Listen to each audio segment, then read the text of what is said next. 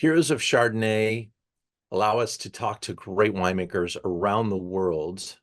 And with the topic being Chardonnay, we are looking for top expressions, personalities, and marquee wines that really help define the category. And in today's wine world, there's probably no region in the world that is getting more attention and more excitement about things that are developing and the push for higher quality than the area known as Puy-Foussay, which is in the Mâconnais. I just was able to visit recently, in the last couple of weeks, in fact, Domaine Ferret. And I had the great pleasure to meet the new winemaker, Clement Robinet. And I am thrilled, excited, and just so impressed with where you've come from and where you are now, Clement. Thank you for making time for us. And tell me again, how did you get to where you are today? Well, first, thank you for having me here in that show. So I'm from Burgundy, basically, but not really from the Mâconnais area. So I came more from the Dijon area, so closer to the Côte de Nuit.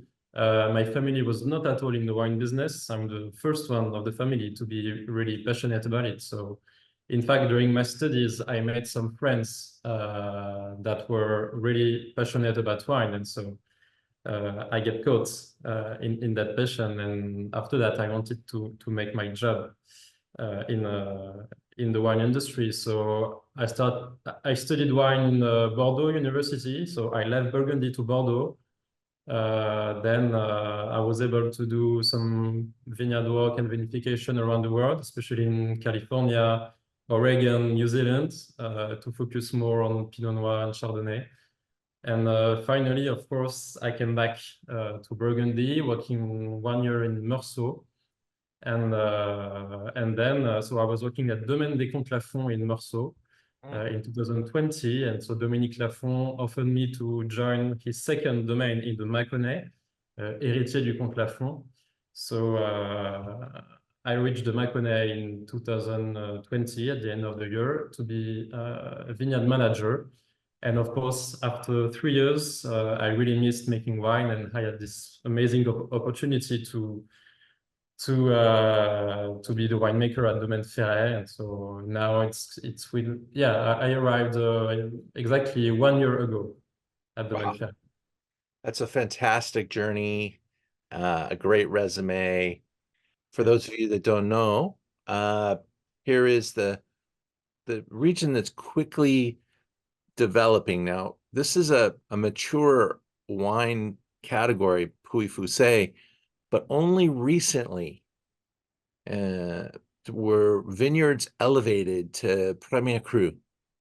And this recent elevation where vineyards are now being recognized as Premier Cru status has reinvigorated Puy-Foussay, and the money, the wines, the vineyards, everything is getting a lot of attention right now.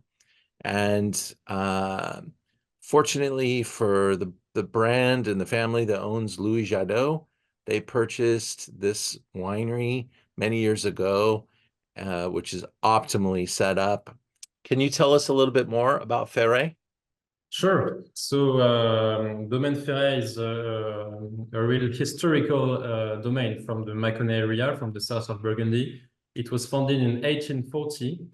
But so it was founded by Antoine Ferret and his son, Jean-Alfred Ferret. That's why the domain is called J.A. Ferret, for Jean-Alfred. But the most important person in the history of the domain is Jean-Alfred's wife, Jeanne Lorton, who became Jeanne Ferret after they married. So she was not at all from Burgundy. She was not from the wine industry. So she arrived in the village of Puissé to join her husband, Jean-Alfred. And she started to be very, very interested about wine. So that was in the 1920s, 30s. And because she had no training in the wine industry, she started to taste a lot all the wines from the Domaine, all the barrels, and she really learned by herself. So there are three main things that you have to remember about the history of Domaine Ferret that are very specific to the Domaine. In the 30s, Jeanne Ferret was the first one to separate some vineyards for winemaking. She was the first to make single vineyards in the Mâconnais area. But at this time, it was not bottled at the property. It was separated in barrels and then sold to wine merchants, mostly in Beaune. In 1942, she was the first one in the Mâconnais to bottle the wine at the property. So from this time, she was able to put all the single vineyards in bottle, and so to keep in the cellar and taste it after some years of aging. And so after that, she went even higher because in the 70s, she was convinced that the best plots of Pouilly Fussé could be equivalent or even better to the Premier Cru and Grand Cru from Côte d'Or, from the Côte de Beaune. And so, because there was no Premier Cru and no Grand Cru in the Mâconnais, she created her own classification with the Tête de Cru and Hors Classe cuvée, which were the equivalent to Premier Cru and Grand Cru, of course, but this is only at Domaine Ferret. The facility that you're working in now, Clement, is gorgeous, and it is a new facility relative, right? Yeah, so if we talk about the history, of course, we have to talk about the rival of Maison Louis Jadot in the history, because they took over Domaine Ferret in 2007. So at this time, only one part of the production was bottled at the property, not all. But when they took over, of course, the first thing they wanted to do was to be able to put all the production in bottles. So to do that, of course, they need a bigger winery, a bigger cellar. And so in 2011, they built a brand new winery in the village of Fuissé, very close to the historical domain. And we are tasting 2020 Puy Fusé. And obviously you weren't at the winery yet, but you have been able to take a winery that has been historical, and it had all the tools and equipment. It had Jadot in there since 07. So they really kind of set you up for success, having all the things kind of figured out. And in 20, you're very aware of the vintage conditions. Can you tell us about the 2020? Yeah, so in 20, I was, this is the year when I arrived in the Mâconnais, so I know the vintage quite well. 20, like most of the previous vintages, was a hot and dry vintage, especially in the Mâconnais. It was at this time one of the earliest vintage at Domaine Ferret, which has been, well, now it's 22, but at this time it was 20. So we start picking at end of August with very hot and dry condition.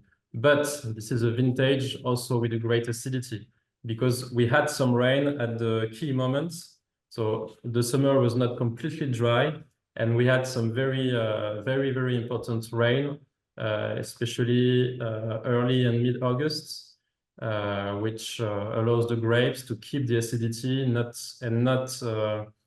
to have too high alcohol. So at the end, this is a vintage with an amazing balance, very elegant, with a lot of minerality, but also the richness that will allow the wine to age many years. So it's probably one of the at the Domaine Ferret, probably one of the best vintage in the 10 last years. Fantastic. Well, we are going to taste it right now with our group. We thank you, Clement. Sorry, we don't have more time to be able to chat, but I hope that in your travels in the future, when you're coming through Los Angeles, we get to see you again. I'm Well, sure. Clement, thank you so much. I'll look forward to seeing you in the future, and good luck to you, sir. Thank you very much, Jan. See you.